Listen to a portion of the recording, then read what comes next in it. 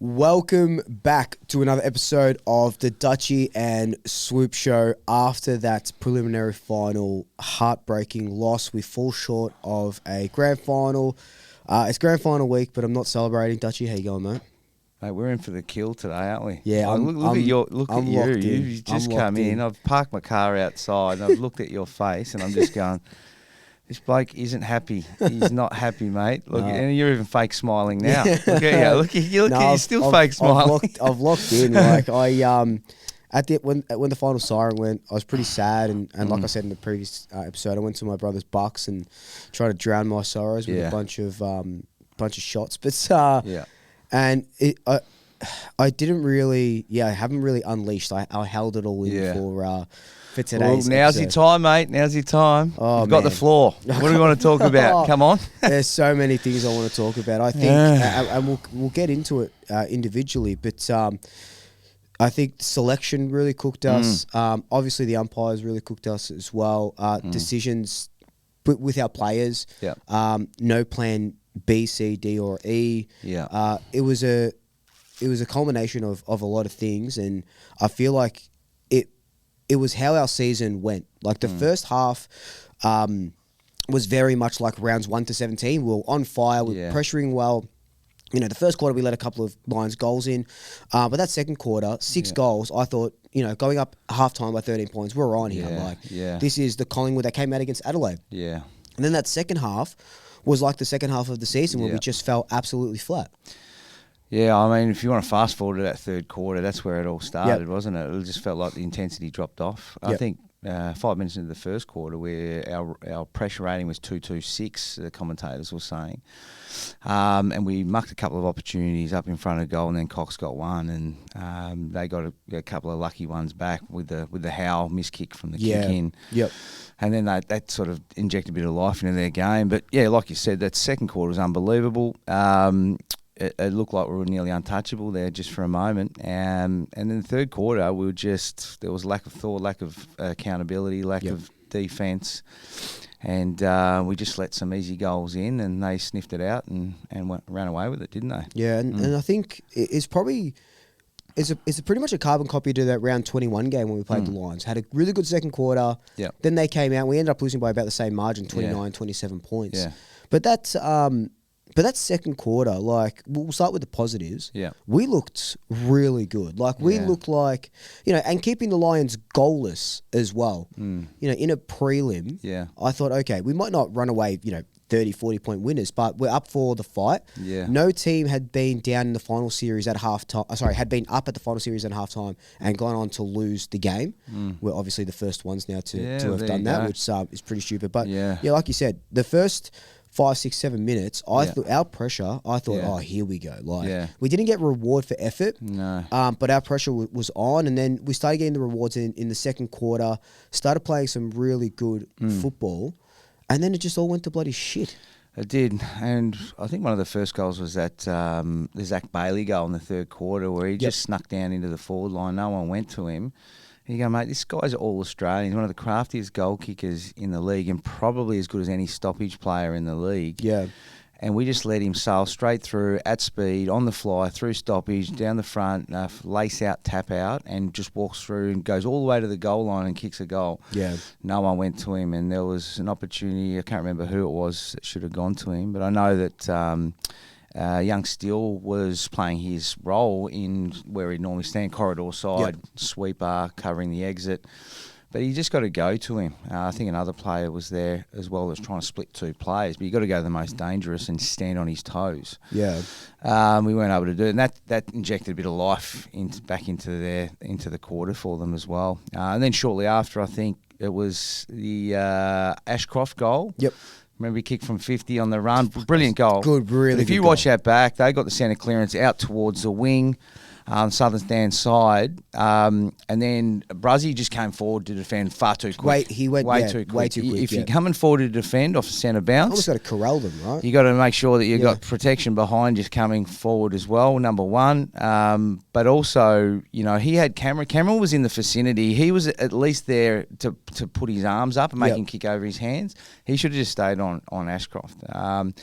And it was just a risk not worth taking at that point in time. And I know that's the way the modern game's played now. You come forward to defend really hard. But he came forward to defend 50 metres off the player. Yeah, and left Ashcroft free. Left him all on his own goal, and then bang, and then they're away again. They've got life and confidence back into the game. And that's something that I noticed all throughout that game was we were getting strung out in contests. Like there'd be one player on two Lions players, one player, like you said, trying to split the difference. Like for most of that second half, they were just outnumbering our defenders. And, you know, there was a couple of players that obviously didn't play well in the defense, but no accountability. Like we're the best defensive unit. We keep everyone to a low. That we're number one defense in the league. Yeah.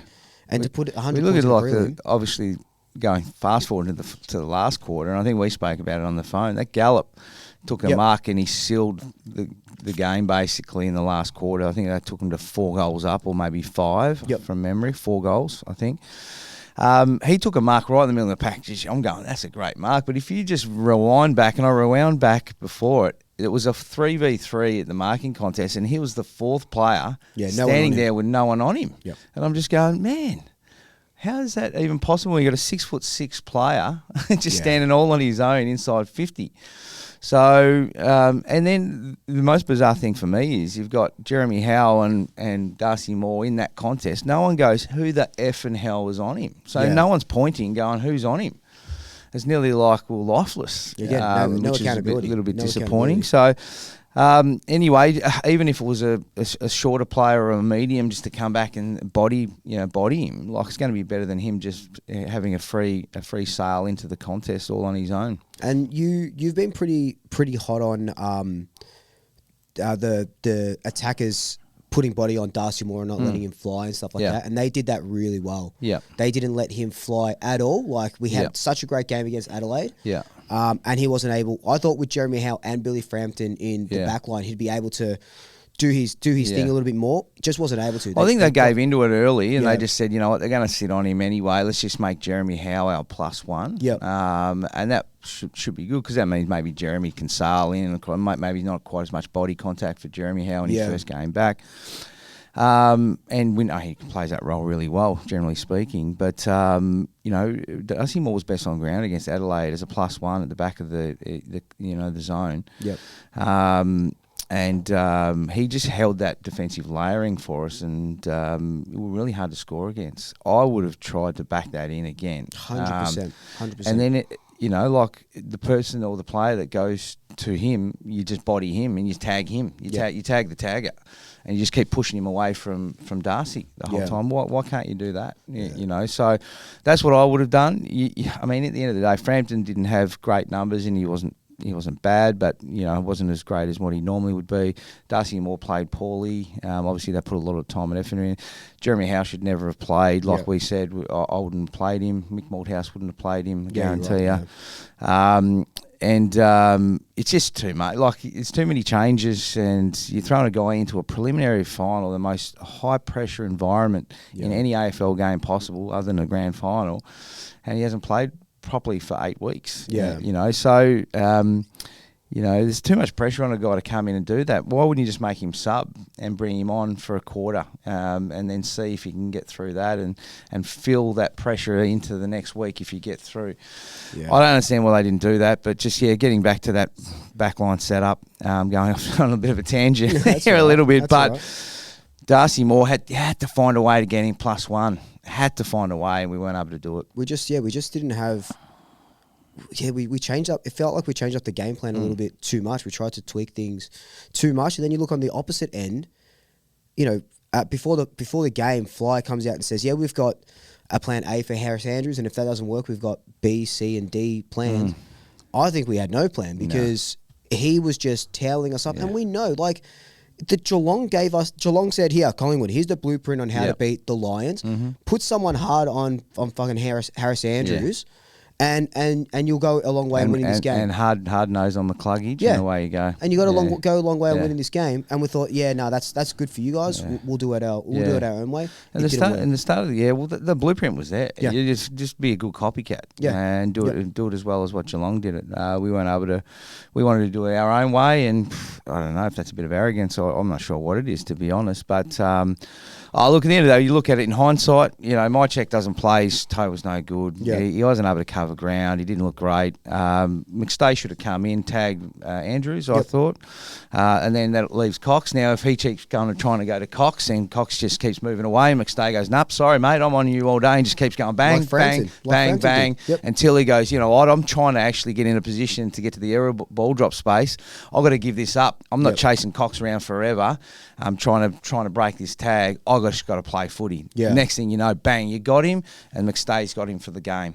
And then Cox, someone has to go to Cox, and then all of a sudden it's a merry-go-round, and they're worried about what they do with their matchups and the setup and the lack of +1 behind the footy for them, and you've got them frazzled already. But we just didn't stick to our guns. We chose the wrong player to come in, didn't impact.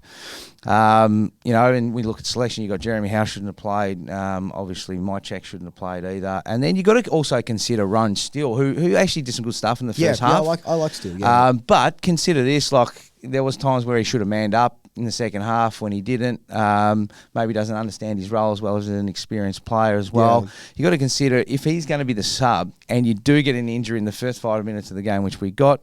Do you want him to be playing 3.5 quarters of footy in a preliminary final? And I'm saying he's not up to it, because I think he's going to be a real great player for the footy club, and I'm really excited about what he can bring.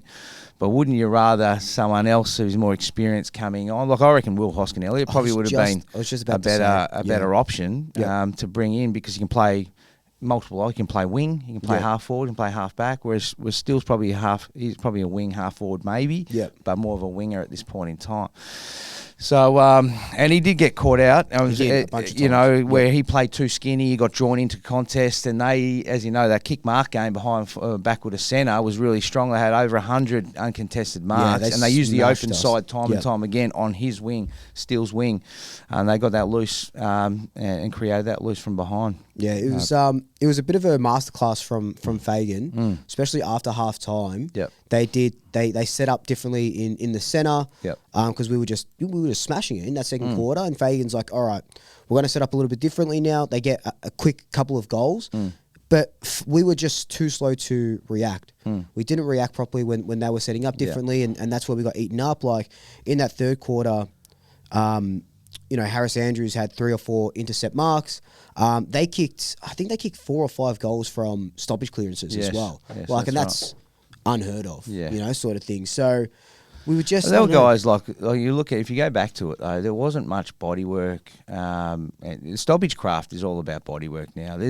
It's nearly gone back to basics, the stoppage work. And you've got to, when the ball was thrown up by the umpire, the one thing I coach at local level is when the ball hits the clouds, when it's peaking, that's when you nestle in, that's when you hold the hips, and that's when you hit the body, and you stop them from moving, getting momentum and speed through the contest. All right, so they still might win it, but they're under a little bit more heat, and they're not moving with as much speed through the contest. Right. But you've got to equalise numbers, and you've got to make sure everyone's one-on-one. Time and time again, they had an extra player coming through, and they were good players, premiership players, all-Australian type players, and you're going... You just can't. You can't be doing that. You know, you got to go back to basics and just defend. And it was just, towards the end, it was just a little too late. Like, I guess we'll talk about selection, because that's one thing that I'm really, really upset about, and I'll say this until the clouds. Yeah. So what are your thoughts? I've given my spin. I think that look, I don't. For the 6 years that I've done Swoop, I don't go hard on many players. Like I don't like that, because I know maybe they watch it or listen or whatever. But I'll say right now that I think Mychek was really selfish not to put his hand up and say I'm no good. Yeah. And I think that because he's got so many runs on the board, and we love checkers, he puts his body through hell.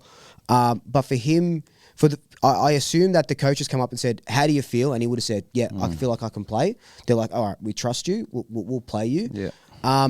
I noticed that he didn't want to kick on his right foot at all. So that's a foot with his broken toe or dislocated toe. Didn't want to kick on there. Wanted to handball all the time as well. Couldn't run. Yeah. I didn't even see he was playing for most of the games. His first shot at goal, scrubbed along the ground, went out of bounds or whatever as well. Look, I mean, sometimes when you're injured and you're playing injured and you go, look, once I get a jab, I'll be right. But the problem is, like you saw a couple of times at training, he's limped off and we go, mate, this bloke's not right. Yeah. Like, you can't go into a game like that. And then he jabbed and he was better, but he still only did a half session and then come off. Obviously, so we jabbed up to training to that's what it looked like to test whether or not he could get through. But it's just that build-in of, like, his form wasn't great leading in, then he's not training as much, not getting as much conditioning. I know he's going and probably doing swimming and bike riding. It's not the same as being out there and having crisp touch and you've got to be efficient now. If you're not out there training, doing everything and feeling it, it's really, you've got to be exceptional. The thing is too, you got I've said it all year, Membry and Mychek are both bloody good players, but they're the same freaking player. Yeah, like, forget about his toe at the moment. I would only play one of those two players, and I thought Membry sort of came in because they were getting him a little bit cheaper. They didn't have to give anything up for him, and he was going to be a great backup for Mychek. That's why I looked at it, because he had injuries the year before. And all of a sudden, they've brought the two in at the same time.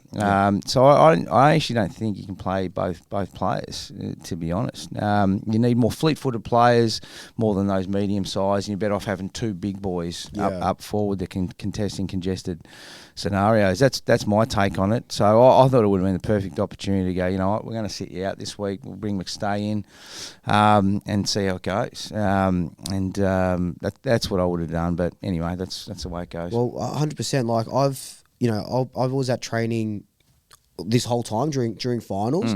And after that Adelaide game, Mychek didn't train that whole week. We didn't see him out on the track, which is fair enough because of the toe. Yeah. He comes back for that first session, does like 35 minutes, can't run, comes back for the main session, looked good. I assume that's because he had 1,000 jabs. And then doesn't train at the captain's run, which is arguably the most important one, right? McStay for those 2 weeks looked like a house on, like he was on like a house on fire. He was just locked in. And if he got the call up, I guarantee you. Look, we probably wouldn't have won still, but I guarantee you he would have put more fight than Mychek. Well, in these games here, like, that's why I say, why wouldn't you Will Parker just be staying? Like, he's covering ground better than Howe. He's quicker. And probably more of a ground level player, which they needed because they've got so many smalls, like the Zach Baileys, the Ashcroft boys, and the Camerons of the world. They're quick and they're ground level players. That's the type of player that they need, not another marking player, because they had the marking players covered. It's a risk you don't even need to take. And that's why I said, I should have asked. I was with Mick Malthouse on Saturday night at MCC, and I didn't get a chance to have a chat to him. We were talking about other things, but I would love to have known. And I'm going to find out. Yeah, find out the way he would have selected. I guarantee you, he would go with the unchanged lineup. You just, other than maybe if someone's got, he would have put the heat on Mychek and said, if you stuff this up, you're going to fuck the club. You're going to stuff the club. Blah blah blah. You need to tell me if you can't play at 100%. You need to tell me right now.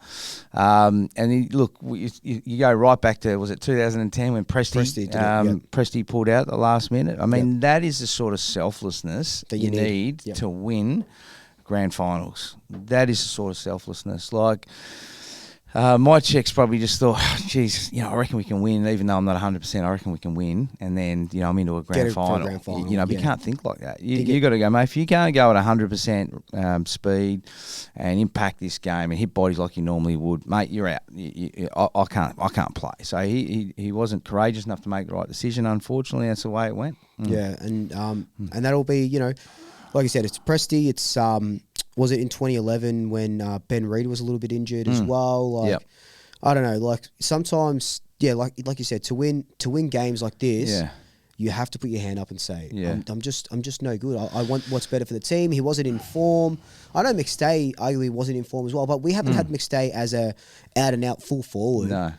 pretty much all year because he has had to do a thousand other He's playing against his old team as well. He's missed out last year, or the year before.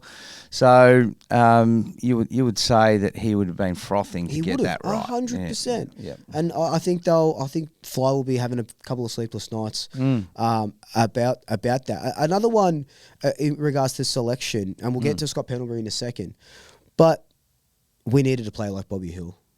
We needed a player like Bobby. Yeah. And you said, I think Bobby's a bit different to the Mycheck ones, and even more so Howe, because he plays a different type of role. Yeah.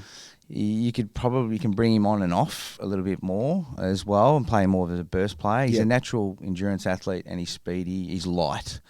You don't need him to crash and bash for 4 quarters and jump like Jeremy Howe and defend and tackle. You can bring him on and off and possibly even play him at least as a sub. I know he would have had to play 3.5 quarters anyway, but you just get the feeling. I mean, Norm Smith medalists don't grow on trees, and that type of speed in finals becomes so critical. Especially with what we were talking about before. We've got into the mode of where if you watch Collingwood train now, they do this drill where it's just slightly inside 50. It's a 4v4, and the coach bangs along the ground, the ball sits up or in the air, and they. If they can't mark it, or they know it's play on, if they grab it and someone's going to grab them and they're going to kill the ball, they don't want that. They want to keep it in live play, and they tap it on. We've gotten to the point where we tap it on far too often now.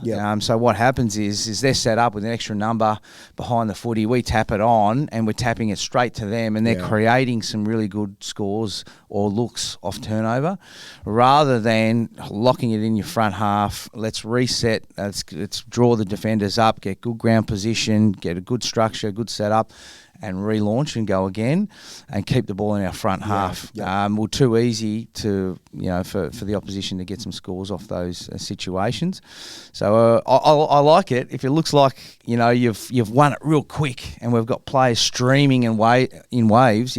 Tap it out in front when it looks good. But if you're tapping it for this, like a one stage side bottom in the first quarter, just whacked it back to the opposition. Yes. He could have grabbed it and handballed it to someone and had more control over the footy. But that's the way they've been coached. You know when to go and when to hold, don't you? Yeah. So it's it's got to be a little bit more sort of 30-70 with that. I reckon we've got 70-30 with that situation, and we're just giving them some better looks off turnover. And I think the other thing that we didn't do, and we will get to the umpires eventually, but I think the other thing that we didn't do is manage the moments. Like we've been really good at managing moments.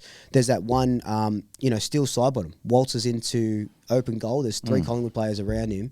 Kicks it out on the full. Like when does that ever happen? And there's, a bunch of other ones. I just think that. Still had a bit of a weird game, didn't he? Like he went back with a flight with one arm, and he could have gone with 2 at one stage. There's a couple of decisions, but one where he whacked the ball. I felt like he was just a bit off on the night. A couple of players really dropped their colours, like Jack Crisp. Even and he's been a great finals player too. He has, Like I don't know if you noticed this, but Jordan Ngoe, there hasn't been much talk about him, but Jordan Ngoe had a really good first half. And then sometime in the second quarter, I reckon it was about halfway through the second quarter, he got absolutely the Rayner one. Yeah. Like he hit. Got hit. Yeah. Yeah, he got hit. And then from then on, he was just out of it. Yeah, he might have had a broken rib for all we know too, because he looked sore after that. He couldn't get up. Couldn't get up, couldn't walk off. Yeah. And then obviously played through it. So that doesn't help either when you get an injury in game like that. But what did you think about Scott Pendlebury? Yeah, obviously the word come up to us at MCC when we're sitting there is, he's gone in, apparently in the warm-up, he had a sore calf and then he did it at the start of the game. Maybe he should have pulled out. But then obviously Bucks has come out strong and said, no, he's had a bit of a hip leading in, and then maybe it was a bit of a referred stuff from that. No one was to know because he'd been carrying it for a little while anyway, managing it for a while.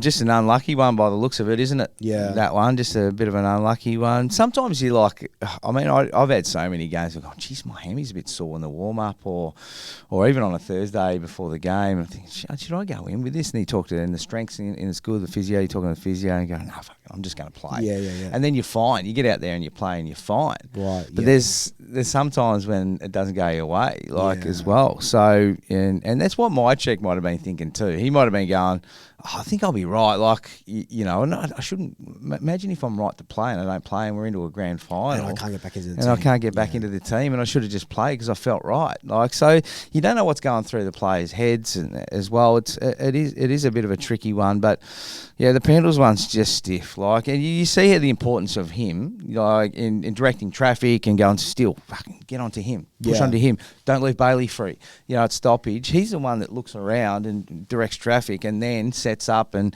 still able to win the footy and get things right. So the on-field coach, the importance of the on-field coach to help Fly with what he wants to execute a plan, so critical. So is that are we too reliant on Pendlebury? Not for his skills, but just for that coaching. Probably, I think so. We need we need someone else to step up in that role, surely. I think we do. I think, you know, I mean, there's a lot of good leaders there, isn't there? Really, you'd think we'd be able to get it done without him, but he's just so important. I don't know what else to say about that, but all I say is, I am a little bit worried about the day when he's not there, and see how we go without him, because to go 24 games or whatever it is these days per season without Scott Pendlebury, I'm not sure if we're going to be as influential throughout the course of a season without him. Yeah. But hopefully when we get to that point, we're going to look a little bit differently, and we've got a couple of guys stepping up. Yeah. Look, I guess the next thing that we're going to talk about is the umpiring. Because God damn, that was atrocious. And we like we said off air, it's hard being. I really don't know if it happens to other teams, but especially being a Collingwood supporter, losing a game and then we're seen as complaining about the umpires. Yeah. But then you talk to neutrals like, no, it's they were there. Like those, you know what? Those things, before we go through this, like, can we strip it right back? Because I was thinking about this the other day. So 2022, the Papley in the back as well. Yeah. So you go back to 2018, the block in the grand final. Yeah. Could we have won like 3 flags in the last? We'd have 20 flags by now if the umpires were on our side. I've probably been a little bit over the top here, but but that's what. Look, I did that reel on Instagram the other day, which went crazy. I mean, all the Brisbane supporters were coming at me from everywhere on the direct messages. On the DMs on as well. On the DMs as well, saying, mate, you're kidding yourself, mate, or whinging, blah, blah, blah. You know, it wasn't even a free kick, mate. Every day of the week, that's a free kick. It's the easiest. Like, usually when you just you don't even influence the marking contest and you just snick the player, they still pay it. So you can't come from the front at all. You can't touch them at all, even if it's incidental contact. You can't touch them from the front in a marking contest, even if they've got eyes for the ball. That doesn't matter if they've got eyes for the ball. All right, you can't touch them. They pay it every single. They pay it every single time. Yeah, the umpire just froze. It is a ridiculous one, and that's what I said. Like, you go right back to the course of the pre-season, the amount of time and effort you put into your pre-season. You go to the training camps. There's millions of dollars worth of players. There's multi-millions of dollars going into your recruiting and to manage your list and to get good footy people in to manage the footy department. You go from November all the way through, blood, sweat and tears all the way through to get to a final. And then potentially, I'm not saying we may have still lost. Yeah. Every chance we would have still lost. Yeah. But we're never to know now, are we? We'll never know, because it's 6 points versus 18 points, and you can't tell me Jamie Elliott wouldn't have kicked that goal. Give us a spell. He kicks it from the junction on Anzac Day, with your blindfold on. You're kidding me, are you? So it was 6 versus 18, and then the crowd comes into it, and then they're starting to panic, and they're making mistakes, and referred pressure comes at Brisbane, etc., etc. But getting back to what I was saying is, you get right through to a big final, and to be decided by one decision potentially that is a wrong decision, with 4 of the most elite of the elitist umpires, supposed elitists of the elite in the business. Yeah. Well, they're supposed to be. They're supposed to be. When you've got, 300 of us standing up in the grandstand going, that's a free kick from 200 metres away without my glasses on. Yeah. I can see that. Yeah. How the hell is this 4 play? And it's not like it's one of those ones, I could say if it was in congestion and there's bodies everywhere and you can see it. This one was obvious. The ball set up it was just in the ground. It was a one-on-one. one-on-one in the open, no one else around them. No, it's just lacks courage from the umpiring fraternity to not make a decision like that, and it's just poor that we're in this day and age that we can't make those decisions, which are really easy decisions. Yeah. Right now, like I feel like I could walk in, and I pump myself up. I reckon anyone that's played AFL footy just about and understands the game at a reasonable level could probably walk in. I feel like I could walk in and go and become the best umpire, field umpire in the AFL within 12 months, based on what I'm saying. If the umpires played. They would have had to, right? I think it's half the problem. It's the ones that love their footy that aren't good enough to make it usually end up umpires. And that's half the problem. You know? And why don't they make it? Probably because their footy IQ's not great as well. But like that, the thing, the thing with am I being a bitch now? No. This is what we do, man. Like the thing with that pissed me off the most. Like, yes, should have been a free kick, and you know you can make an argument that Member should have gone back. That's not what I want to talk about. What I want to talk about is that the AFL refuses to say that was a correct call or an incorrect call. Well, technically, they don't have to do they? But all throughout the finals they have. But they're trying to coach the coaches and the players and understand what they can and can't do. It's important that you know where you stand so you know how to action certain plays. So now if that happens in the grand final and fucking Dangerfield gets a free kick, I will be absolutely... I guarantee you, if Dangerfield happened to him, he'd get a free kick. If it happened to Pendles, he would have got a free kick. It's just like those... They always pay him to the leaders, the big name players. I know Ellie's a big name player as well, but I just feel like they get a bit of leeway sometimes as well. But I think when you strip it right back, you've got... Like, and I've been saying this all year, is you've got to have... I don't even know what umpires are on, say 120, 140 grand a year or something like that, are they? Sure. Why don't we make them full-time? You're on, your best ones are on 250 to 300 and you're full-time. And what you're going to do during the week, you're going to go to grassroots footy and coach EFL, WRFL, Southern League umpires and give them and take them through some edits and do a little bit of training with them. And you're going to make them better because the umpiring at local footy is the worst I've seen it. And there's like I'm going into the umpires directors with us at the moment, and it filters down from the AFL right through to us. Like no one wants to get involved because they get heckled, blah blah blah, and they're on crap money. Yeah, of course. We've got 15-year-old kids, you know, doing senior footy that have never played the game before. It's ludicrous. Yeah, really. I'm going into the umpires director at EFL level and going, hey mate, we've got to make some change here. Blah blah. The guy hasn't even played the game. He's 25 years old. He's the umpire director of a so how are we going to ever get this right? Yeah, I'm trying to tell him and help him. He doesn't want to be helped because he thinks that I'm trying to manipulate. I'm just trying to help the game. I want the game to look better. I want it to be fair for everybody. So make him a $300,000 a year. And I'll tell you what will happen is, at 28 I retired. If there was $300,000 a year on the table for an umpire, I would have gone straight into umpiring. I go, how good's this? You know? Why don't a lot of footballers go into umpiring? I just think they're coming off $500,000 a year and they're going into a $120,000 job. It's high pressure and And why would I want to do that? Everyone heckles you and it carries on, blah blah blah. You know, so you still won't get a lot, but you might get one or two every year. They go, geez, this is good money, and then you might even go to him. Hey, look, we're going to try and build you up quickly and develop you quickly. They're all on 250, 300. We'll get you to 400. You know, maybe pay the ex-AFL players a little bit more. They definitely need to do something because it's atrocious. Like just go and grab them. Go and say, hey mate, we want you. Yeah.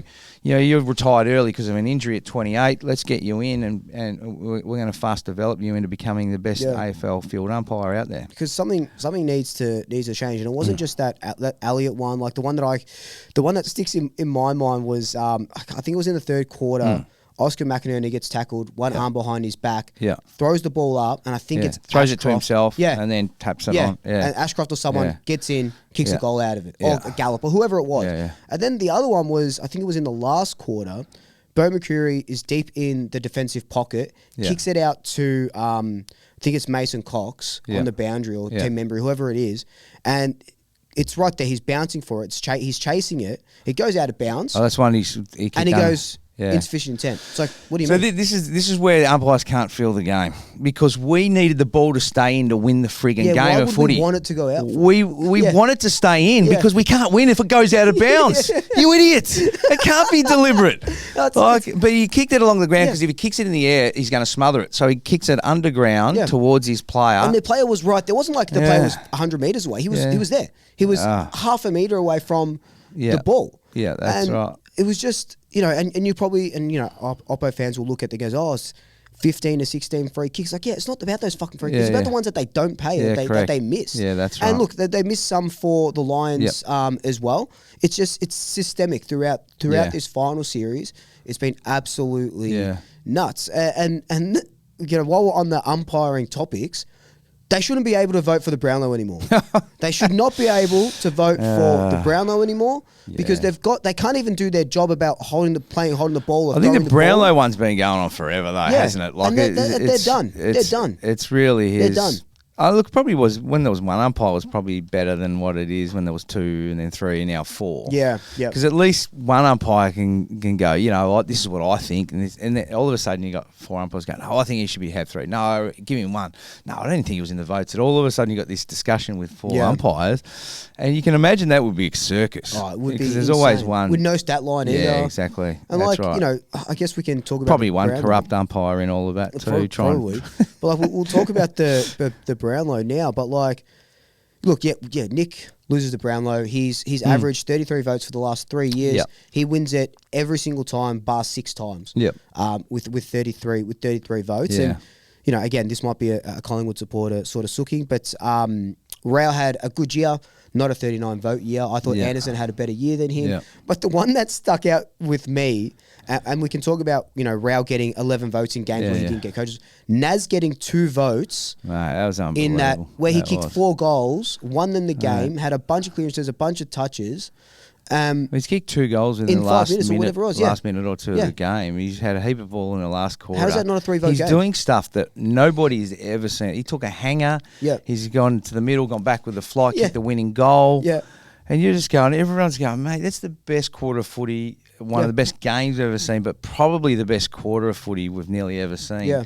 And the umpires can't get that right. That is, it is crazy. That isn't to it, me really? says, take the votes off us because we can't do it. Yeah. I can make excuses for voting for players who haven't got coaches awards or anything like that. But when you've got an individual performance like that, and you're not giving him 3, it's just like they've got too much to worry about. There is an argument, and some people said to me, Dutchy, there is an argument for. Let's talk about everything generally speaking with the umpiring and the game, because there's so many grey areas with umpiring, grey areas with Brownlow, grey areas with everything involved in this game. The fixture. Isn't this the beauty? Is this the beauty of our game, that you have to be so good to win a flag? You have to be 5 goals better every week just in case you get bad umpiring. Yeah.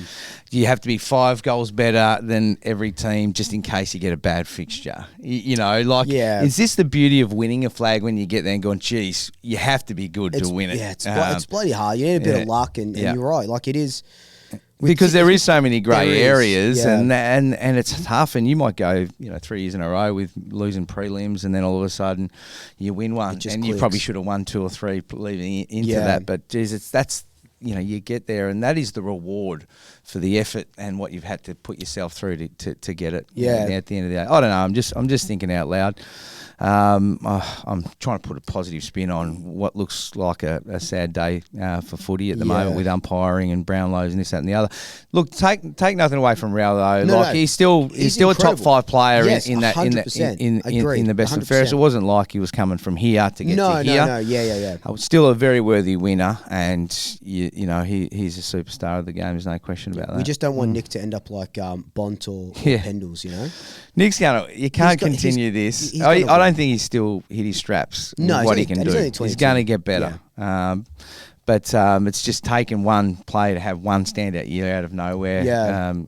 To beat him, hasn't it? Really, it has. Yeah. But look, before we sort of wrap up, we'll probably do a season review. A little bit later. Yep. But what are you just just quick summations of just how our season and what we're looking into. Yeah, it's been a sort of tough one to summarise, isn't it? Because we were so efficient and so good for so long throughout the year. We had that little hiccup late.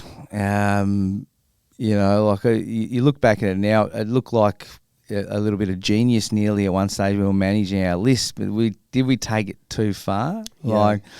You've got to ask yourself the question, if Pendles had started against the Suns and we win that game and maybe win the Fremantle game because, we're better placed with selection and not managing players. I can't remember. We might have even brought someone in for their first game. Was that the one that DeGoey played his first game? I know there was a couple of things. That was a Brisbane one. Brisbane one, that's right, yeah. But there was a couple of management things in that game from memory as well. We lose by 1 point. Yeah. We're 2 games better.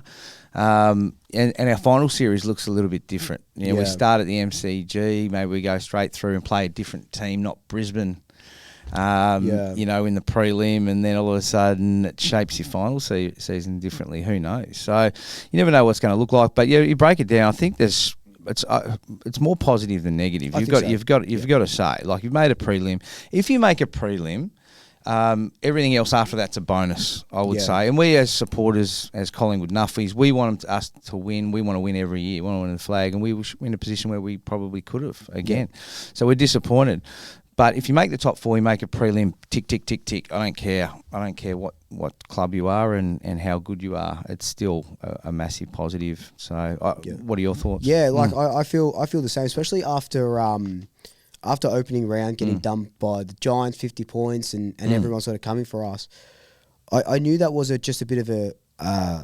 It wasn't too concerning for me, but you still go, okay, hang on, maybe they are right. Maybe it is too old, sort of too slow, and the season was just. It was a fun season, It was we after that Giants game, we ended up going to win 14 of the next 15 or. Yeah. Something crazy like that, but that Adelaide final was incredible. The camaraderie for the Collingwood supporters, before and after at the pub and stuff was insane. And you're right, making a prelim I'm still upset. I'm still disappointed. I'm still flat. That because we should be celebrating right now. We should be partying all the way through up until a grand final, and could have given Geelong a run for their money, or who sort of knows on the day, But it is what it is, and you just kind of you got to look at this with a little bit of happiness that we've blooded some youngsters. We did some nice things. Could we have done things better? 100,000%. But I just hope that Fly and the coaches get a lot of lessons out of the stuff-ups in the prelim, and they go to town or go to work hard on them. Because I think, they're back in November maybe for some pre-season training. So, November, that's when we'll get the trades and a couple new draftees, and then we sort of go on from there, and we take the flag in 2026. Yeah, we're in good hands with Shane O'Brien, who's national recruiter now, doing some great stuff. We should get Shane on. Yeah, we should try and get Cheesy on at some stage. Great man, great operator, and he'll be doing great things. There's no question about that. But it'll be interesting to see, I know Fly's big on getting good players in, and they're going to go hard again, no doubt. But they have spoken about trying to balance things out a bit with some draft picks as well, considering all things going well for Tassie, given that does happen. There's going to be a couple of years of starvation in draft for teams as well. So you've got to get in the next couple of years and get some youngsters out of it, don't you? Got some good, got a good handful of NGAs and Tommy McGuire and stuff coming through. That's true. So just need a couple more picks, maybe. I don't know, maybe a big fish, but we'll load up. We'll go again in 2026. This won't be the last time you see us for this year. We'll be back, but this is the last time you'll hear about us talking about the home and away season, I guess. Yeah, maybe we should try and get Cheesy on for a chat about where the club goes from here and the direction the club takes. And I'll work on him from there. I know he's not big. He doesn't love getting on the media. Loves to keep low profile, but I'll do my best. Be a good chat. Be a good chat. Dutch, unfortunately. Thanks, mate. No worries. Right. Try and keep smiling if you can, mate. I know it's hard. But life goes on. It is, yeah. All right. So it's disappointing, but we live and we go again, and that's it. We hopefully we can go one better next year. Fingers crossed. See you guys. Go Pies.